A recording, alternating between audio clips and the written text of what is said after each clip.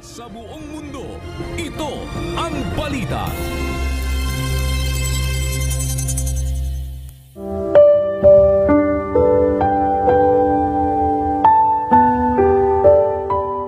Sinasabi ko nga, magsilakad kayo ayon sa Espiritu at hindi ninyo gagawin ang mga pita ng laman. Galatia 5:16.